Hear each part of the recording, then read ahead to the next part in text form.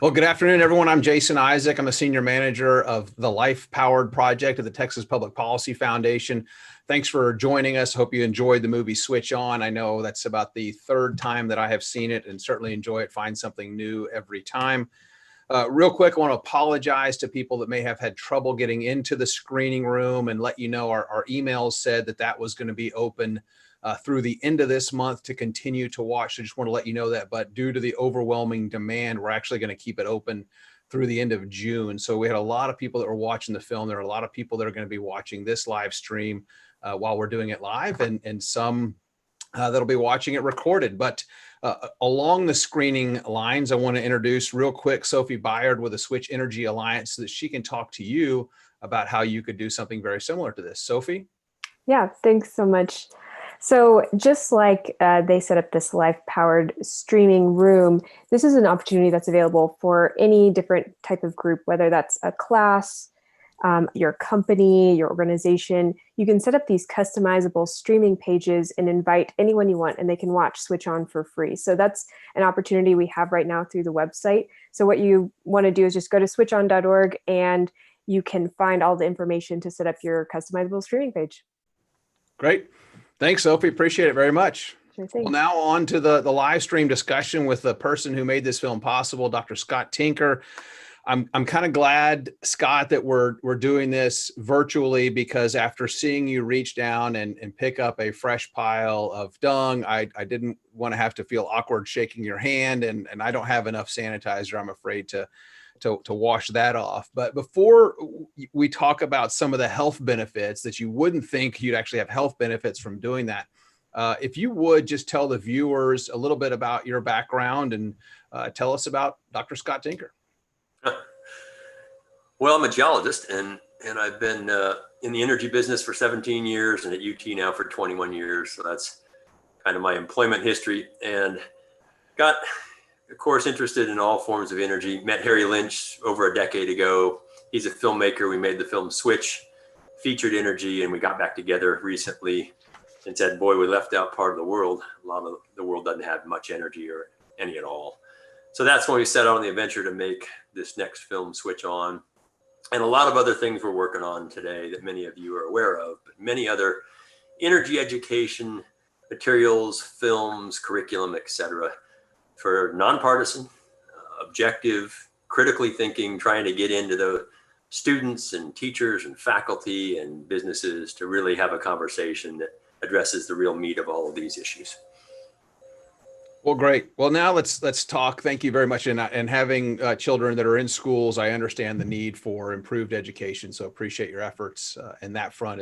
There's somewhat biased information that's out there now, and we need really more good unbiased energy education. And I think your films do a great job of that. So back to the dung from the film, talk about some of the health benefits that the lady is receiving. Again, pouring water and mixing that up with bare hands. I've got a pretty strong gag reflex, but that triggered it just a little bit. My wife was pretty shocked when we watched the film the other night. So, but tell us about some of the health benefits that she's receiving from that. Yeah. So, it's interesting in that as you look at those options, and that's actually, those are people that are, let me just click one thing here. Sorry, I'm losing that, but those are folks that are more modern, actually, in the places we visited. That's the modern end of things. And when you can switch from one form of biomass, cooking indoors, in that case, wood or dung or coal, to cleaner fuels. LPG we featured in Nepal, but that's a global opportunity for everyone. And biogas that we were featuring there. Although the dung and the things that make the biogas are pretty messy, the natural gas that comes into that kitchen is not. And that's a big advantage for particularly further that you are off the grid. And then the health benefits are remarkable when it comes to particulate matter that you're breathing, cancers, cataracts, pneumonia in the kids, and other lung and related diseases. They're deep and extensive. We mentioned in the film 3 million people a year dying from breathing indoors more than malaria and AIDS combined. And who really knew that? And it's so solvable, Jason. I mean, this is not down the road. Maybe we could do this. We could solve this right now, today, and modernize cooking, even if you don't have electricity. So that's just a big issue that I think we're all pretty passionate about and should be, to open those opportunities up globally. Yeah, that was certainly one of I think the most emotional parts of the film, is you were there in what appeared to be a doctor's office. I'm guessing was a hospital in Nepal, with a young girl, very young, having respiratory issues. Have you had any contact with that family since that particular visit? How is her health, or what can you talk about the health of other children that are impacted by? Sure. It was the Seedy Memorial Hospital, and it had been started mostly for women and children in the area. Sanu Kanchi is the woman we visited in the home several times throughout the film, and her 5 children. Sanu Kanchi is 36 years old, 5 kids, and one of her kids has a child. So at 36, she's a grandmother. Wow. And again, that's related to fertility rates in underprivileged and poor countries that don't have the education, et cetera. We haven't had a follow-up directly with the young girl in the hospital, but out in that waiting room were many more. And then we went up into the other rooms. I actually didn't know cameras were on me. We had a 2-camera shoot going. I thought they were both on them. It was, just coming from that family, and I got 4 kids and thinking about my own kids. And it, again, just so solvable that you look at it and go, this isn't right. So that's difficult. But with Sanu Kanchi, Ahmad, who is my host there, he's actually a researcher in Cal Berkeley, and we're going to have him come speak to some of our teachers at the end of June. And Ahmad goes back to that particular Nepalese community and tracks with his research team. So we can follow up and see how things are changing. And there is actually electricity in the community. So the main thing is to get Sanu Kanchi to be able to plug in that induction cooktop that we gave her, and it will immediately change her life and her kids' lives. And the electricity will be more affordable than buying the wood from the local market. So. That was fascinating to me to see that cooktop, electric cooktop, and the soot that you showed in the film that was on the wood, the rafters in that house, and just appalling to me. To the Colombian tribe, the Orwakus, you mentioned in there that only half of the children make it to adulthood. That to me was just like, wait a second, I'm a father of 2 children. So how does that compare in other places around the world and other developed countries around the world? Well, in emerging and early developing economies, it compares similarly. 6, 7, 8 kids per family as compared to 2 in developed nations. And as you start to go through then development, you see that go down. And if you just have to think back 100, 150 years in the United States of America, the number of kids in the agrarian economies, and many of them didn't make it. So, the children are loved and they're cared for, but things like dysentery, a tooth infection, things that you would go, what? And they die from that. So it's just a scene that, again, 1 billion people without electricity, 2.5 billion cooking indoors with wood, and in between all of that. And Jason, the important thing to me is too, it's not just housing and clothing and education and food. It is that, but some of the bigger issues of the day, when you start to think about regions, that the rights and freedom of women, who goes for the water, who cooks indoors, who is not being able differentially to go to the school sometimes. And so it differentially impacts women negatively. I've mentioned fertility rates, immigration and migration. Strong men, mostly, few women, but mostly strong men, are now taking advantage of, and corruptly so. And so when you don't have the hope, you leave a place where your families have lived for not just centuries, millennia in some cases, to try to find access to something that is hopeful. And the energy begins to change all of that. You see it over and over again, and on a completely different scale in Ethiopia and Vietnam, which we can talk about. But I just wanted to emphasize that these are big issues that impact all of us. So energy poverty, it's not just about them over there somewhere, wherever there is, it's all of us. Yeah, that's a good point. And here we are, a couple of guys talking about empowering women and the issue. And Katie Tawawa, our communications manager at the Life Powered Project here at the Texas Public Policy Foundation, did some research on this and wrote a great op-ed last year. It's about, if you really want to empower women, give them access to electricity. Some of the numbers that she talked about, women spend over 200 million hours a day walking to collect water.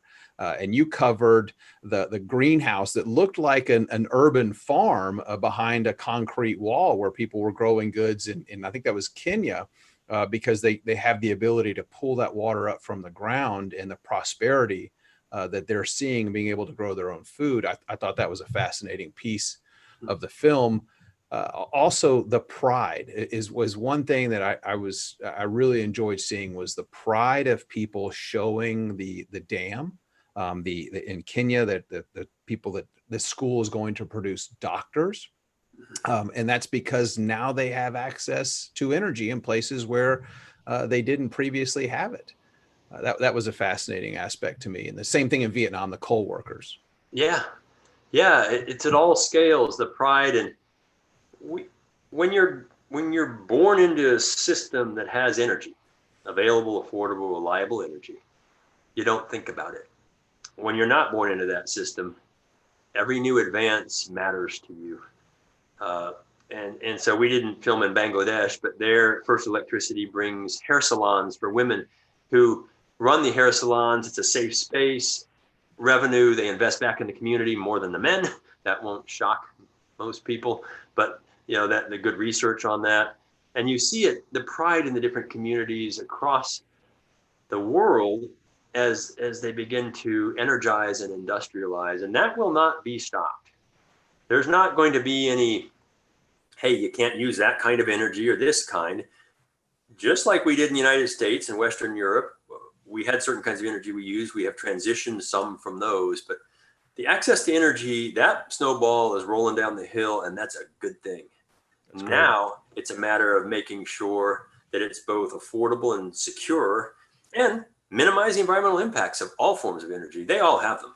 Oil and gas to be sure, coal to be sure, but hey, so do solar and wind, and batteries to back them up, the mining, the manufacturing, the disposal and landfills of all the renewable stuff, infrastructure at scale is just remarkable. And studies are finally coming out on that too. I'm not bashing any form of energy. They all have their challenges, and they all have remarkable benefits. And that's what we want to try to highlight. Absolutely. And it's the solar in Colombia, what it's done for the Orwakus there is incredible. But talk a little bit about the Kuznets curve and what we should see in these countries that are developing and getting access to energy really for the first time. What do you think some of the benefits that we'll see there, other than the personal benefits?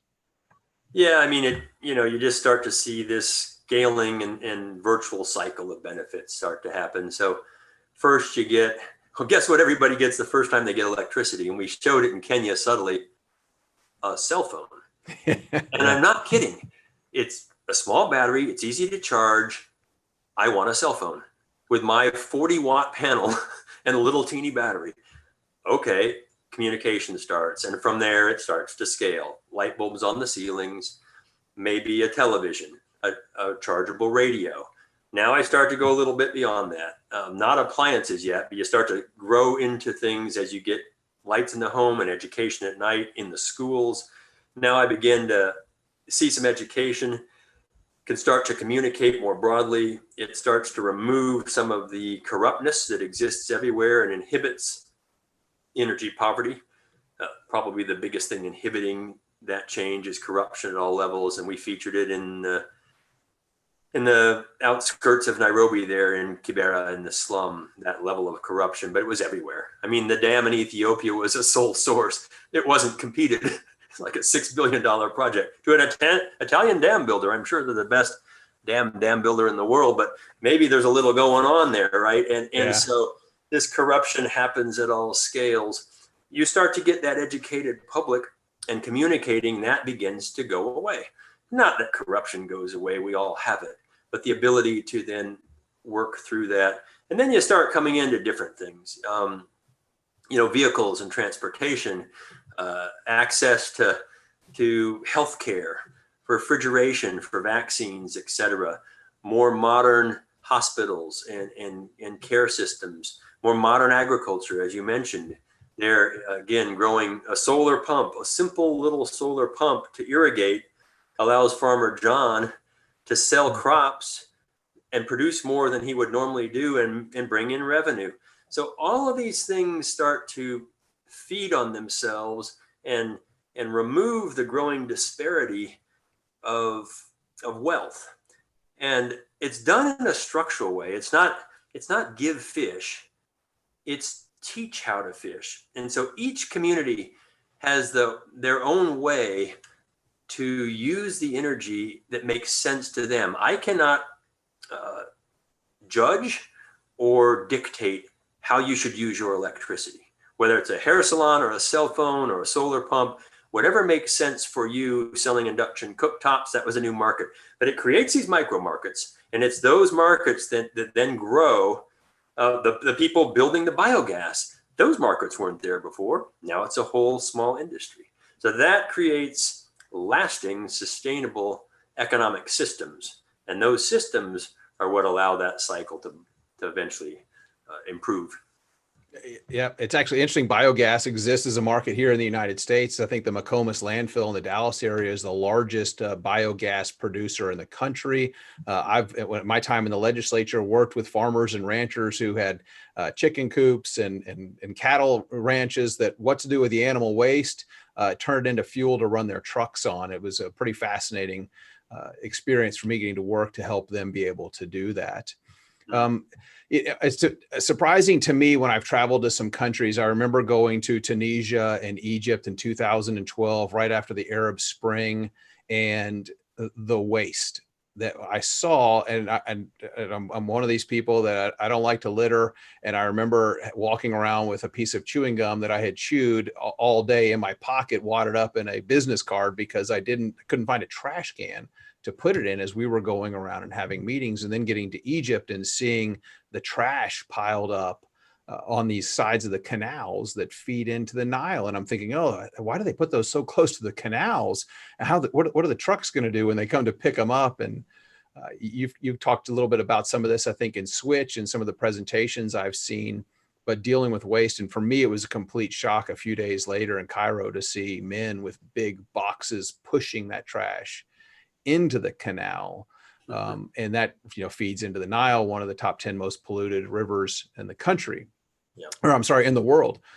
It was just appalling and heartbreaking to me to see that. And so, again, you've talked on that, and economic prosperity and environmental leadership seem to go hand in hand. So it does. Yeah. It's interesting that the gum in your pocket, you weren't in Singapore. Yeah, I was not in Singapore. I have visited and did not take any gum with me. But I've been in 65 countries and been fortunate. Without exception, the toughest environments in the world, the contaminated soils, the water that you can't drink, the local air pollution is always worse where it's poor.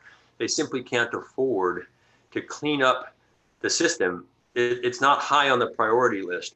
So that energy, economy, environment, it's so critical. You can't leapfrog. You can't just drop one out.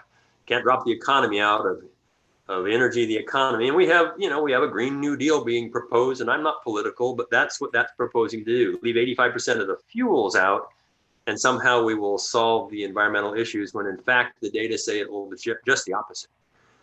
You can't leave out the environment. You can't go energy, economy, whatever else, it'll figure it out. No, actually, we've got to invest a healthy economy into that environment. It's part of the healthy system. So that's waltz, and I've been babbling about this for a couple decades now, but that still remains, and that overlap space, I call the radical middle. Join us. It's data, you got to compromise, you might not be right, the problems are tough, not everybody agrees, but boy, things can get solved in there. And that's what Switch is trying to just provide, and the Bureau of Economic Geology, where we do research in all these areas. We're trying to provide you the good information then as regulators and policymakers and folks in the business world to work on those solutions. It's a good partnership. Great. It's interesting. We do a lot of the data crunching here at the Life Powered Project, looking at the numbers and breaking down the policy. We get more into the policy realm of things and try to analyze good policy and bad policy and provide our feedback and our research on that. And then you look at the Green New Deal, which interestingly enough, when it was filed as a resolution, it called to eliminate all greenhouse gases from the atmosphere, which would end all life on Earth as we know it, because water, I think, is the most prevalent or one of the most prevalent greenhouse gases. But even if you eliminate all the carbon dioxide emissions, in the United States by 2030, as the Green New Deal calls for, the temperature reduction using the United Nations Intergovernmental Panel on Climate Change model shows that it would just reduce temperatures less than 0.2 of a degree.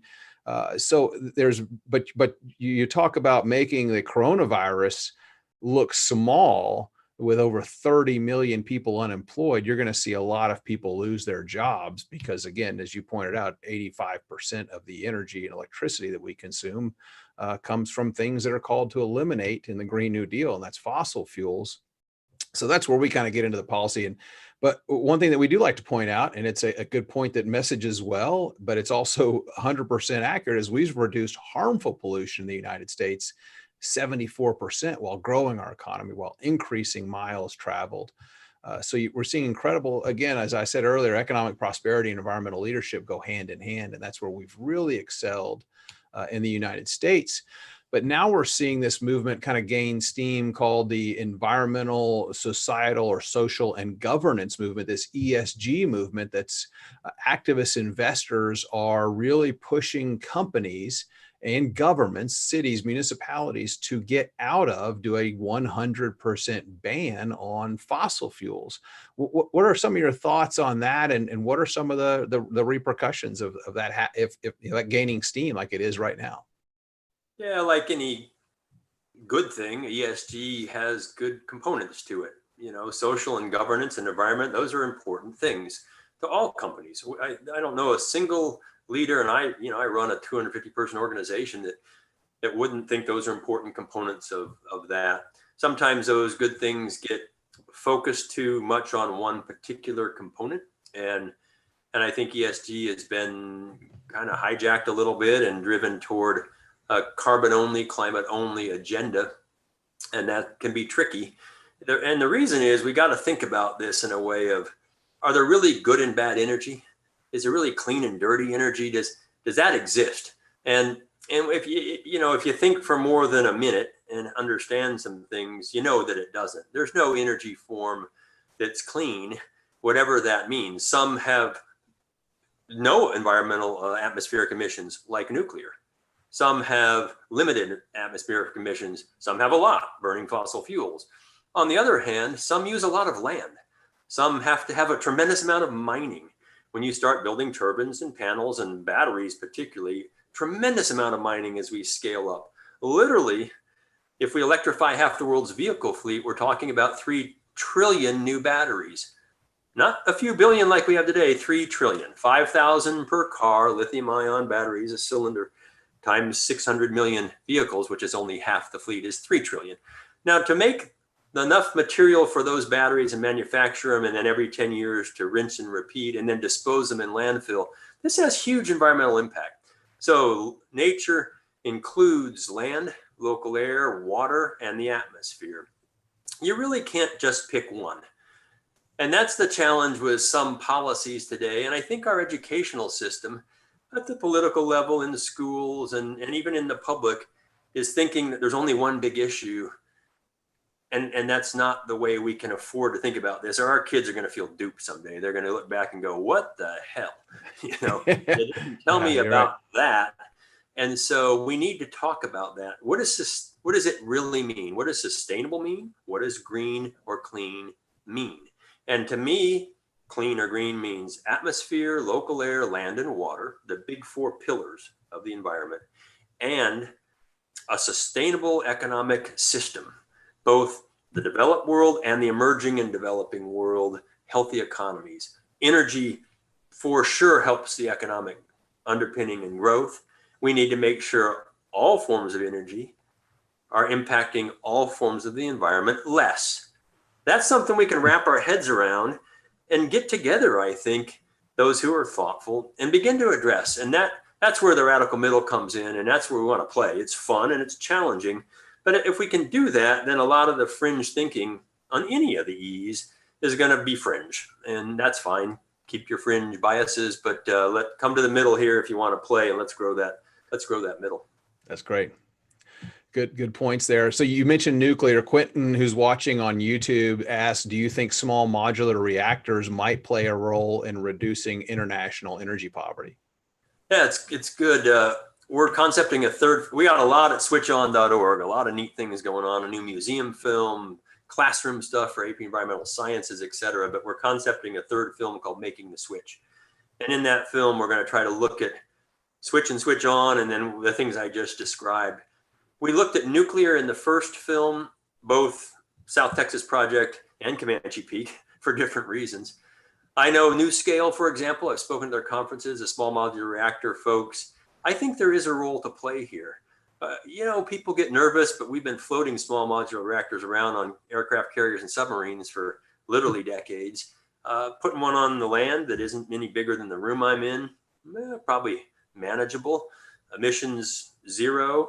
Waste, next generation technology, waste small, almost self-contained, inherently reliable that way. So I think there's a role here to play for small modular reactors. There are small modular natural gas reactors too, and they have a role to play. SOx, NOx, mercury, particulates, all that's gone. CO2, yes, but less. So what are the things we can begin to do as these small communities and rural areas that we visited begin to grow, like we talked about, and then begin to need more? And these are the kinds of things, the distributed infrastructure, if you will, that doesn't need the wires and the roads and the pipelines yet, that we can begin to do there. So I think there's a future for the small modular reactors of several kinds. And my understanding is that some of them use spent fuel rods. I served in the legislature for 8 years here in Texas, served on the Environmental Regulation Committee. It seemed like the one issue that seemed to be most passionate in my term was dealing with the storage of, or really nuclear storage. There's a facility in Andrews County. It seemed to be an emotional issue that we dealt with every session. But these small modular reactors could decrease the necessity for storage because they use spent fuel rods. Is that correct?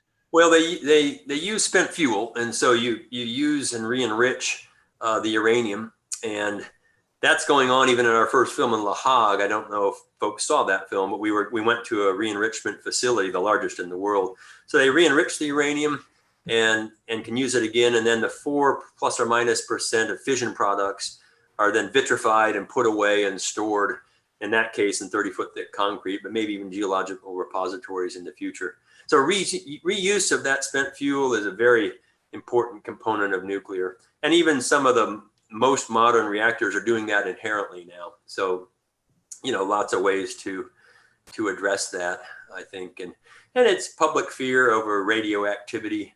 That's an education challenge. Remarkably safe electricity. If whatever measure you look per person or per kilowatt hour, whatever way you want to look at it. But it's not the only one. Nuclear can't address everything. Nothing can. A huge role for natural gas to play, even a role for coal in parts of the world still, as they emerge. Renewables, to be sure, in the urban or the rural areas that we visited, 1 billion people without electricity. You're not going to build wires and pipes tomorrow. You can put small things out there like we did in Ginchukwa, et cetera. So whatever, you got to balance the resources that you have is what you're going to be using, that mixed portfolio. And there's not one solution for the world. That's a silly thought. It's a romantic thought. It's kind of fairy dust, magic energy, and we'll just put the same thing everywhere. But that's not what's happening. It's not how it's going to happen. And we got to then work with what we have. And I think that what we have is actually pretty good. Some people can have hydro. They got topography and rainfall. Some have wonderful geothermal. That's a new renewable source. Texas has the potential for some geothermal as well, including the deeper wells that will be drilled and managed. So how do you manage that portfolio so that it's a good mix? I think the thing I'd say here, Jason, as a wrap on that is, let's quit talking about fuels. I mean, talking about fuels as the problem is really a political conversation. It's not a scientific or economic one. It'd be like me saying, hey, I got this terrible fuel. We should get rid of it. It pollutes water, runs off into streams, ruins soils. What's it called, Scott? It's called food. Okay. Food is energy for our human bodies. And it does. It uses water, fertilizers, runoff, soil, but we're not going to get rid of food. You know, we're going to manage the impacts of that on the environment. And that's the same with energy. We're not going to get rid of fossil fuels or uranium and thorium or renewables. Let's geothermal, hydro, let's manage the environmental impacts of those so they all improve, but keep the fuels that the world needs. That's the conversation. That's great. I encourage my boys who are really good at math and science to go into some sort of engineering to help with increase the efficiency, because there is wasted energy. We'll have a policy paper come out here, I think, in the next week, looking at some of the emission reductions that we've seen in the United States and around the world because the economic shutdown that's occurring because of the coronavirus pandemic. And it's interesting to note that in the United States, it's barely measurable, the decrease in harmful emission around the country, but people are making big light of it, mostly because it's coming from Asia. And so it really argues the point that if we mandate electric vehicles like some cities are doing, that it's going to do anything. But Chris H., who's watching online, wants to know in the UK and Ireland that they're, given the amount of vehicles that these countries have and the mining involved in batteries that you talked about, and the infrastructure needed for charging, is it a reasonable goal for them to go 100% electric vehicles by 2030? It depends on the size of the economy and what your resources are. So if you're a little teeny economy and you can have access to importing batteries or making your own, sure, you might be able to do that, but that's really not the conversation. I think the conversation to me is one of looking at the global vehicles fleet and what makes sense. So electric vehicles might make some sense in cities. They're quiet, no emissions. I can charge them each night, drive a few miles. There's a lot of good there. I've got to have dense sources of electricity outside the city, baseload nuclear, natural gas to charge those batteries every single night, because the city itself can't collect enough renewable energy. Not going to happen. But so electric vehicles make sense there. Fuel cells are going to make sense in other places. Hydrogen, this is a remarkable opportunity for vehicles, and mostly the hydrogen will come from methane. You split the methane molecule energetically, much easier than splitting a water molecule to get the hydrogen. And wonderful technology as an electricity carrier. And then internal combustion engines make sense in other places, both diesel, some places, gasoline, CNG, etc. So, again, you can't have a one size fits all. You got to be thinking about where the vehicles will be used and the source of the material, because this is really important. Yeah. The wind and the sun are renewable in our human timeframes, but all the stuff to collect them is not. The mining and manufacturing of turbines and panels and batteries, it's not renewable. It gets used, they wear out. We dispose them. Neat article just this morning on wind turbines that reduce their efficiency by over 10% after a decade because the subsidy is going away in the US. I was going to say, that's when the subsidy's in. And so, you got to look at nothing's renewable. And I'm a geologist. I love mining. Let's mine. You don't grow it, you mine it, but it's not renewable. And so in that sense, we're talking really about Earth resources being used in different ways to enable the engine of the world to move forward in a healthy way. And different things make sense in different places, different geographies, different governmental structures, etc. And that's again what we're trying to address in this radical middle thinking is getting away from this concept of one size fits all and this is what everybody has to do. It's simply not going to work. And it won't work for the environment. Okay. Another question from Alan. And when I first ran for office, my campaign speech was real short. It was, I'm not an attorney and I'm not the incumbent. And that got me elected. But so I may not be able to answer this one. But it says there are substantive penalties for companies knowingly lying about its product. Are there any for policy groups bashing industries or products by lying or misleading with malice? Do you have any of your experience? Can you answer that question? Because I know mine can't. Yeah, I don't know. I've witnessed some odd lawsuits actually in peer-reviewed journals when some authors refute other authors, and then there's a lawsuit from somebody who wrote the article for defamation, and it got thrown out in court recently. And actually that particular faculty member has been ordered to pay the court costs of the people that were sued. We'll see how that plays out. But interesting. Look, documentary films, don't confuse the word documentary with truthful. There's a lot of documentaries out there that tell the story that the filmmaker wants to tell. And you can capture footage and have people say things and then edit them together to tell whatever story you'd like. And it will appear to be true, whatever that means. There's a lot of latitude in making films, just like writing policy. And we try our best to be nonpartisan and objective, and we get peer reviewed our films. We banter off each other a lot. And I think that you can go fact check anything in one of our films and find that it's true. Okay. And that doesn't make it as popular as some other films. There's a couple out now, The Planet of the Humans, 8 million viewers in 2 weeks. And it's fascinating. And Gasland went literally viral for a while, but then as you start looking at them, there's a lot of things in there that you'd have to say, gee, that really isn't true. Or it's true, but it's not the story. It's not the whole story. You left out this guy saying, yeah, my sink has always been able to light on fire even before fracking was here, or whatever else. Oh, yeah. Really? And so you feel kind of duped or disingenuous when you actually take the time, but many don't.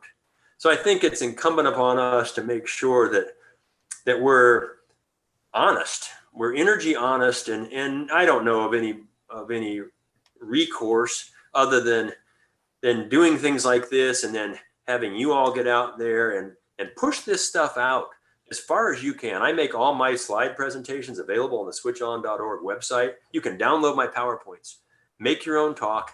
There are the references to the data, and start to speak. So I'll give you a charge back. Get out and begin to communicate, because if you're not, everybody else, or some are, and what they're saying is kind of a partial component of the whole story. Yeah, and I think that's how you fight. There's, and I learned in the legislature, there's misinformation, there's disinformation, and the misinformation is people that just don't know, and the disinformation is that they know, but they just want to, really disinform people intentionally. So I appreciate you and your efforts.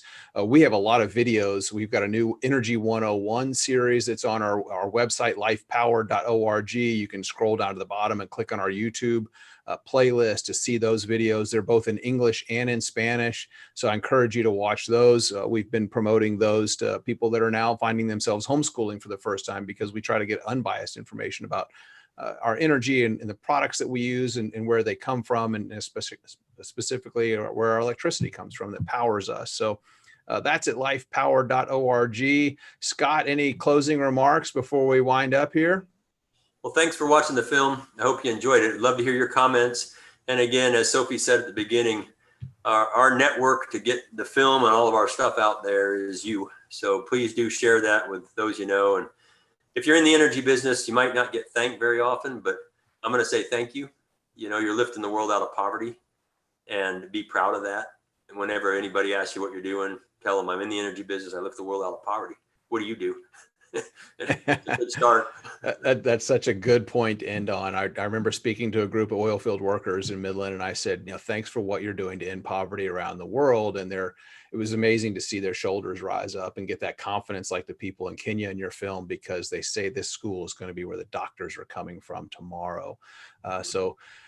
Great message. Thank you so much for your work in educating us, including me and my wife and our 2 sons. We've enjoyed watching the films and appreciate everything you do. But thank you to everyone for tuning in to this premiere and showing of Switch On, and a live question and answer afterwards. So thanks for your questions.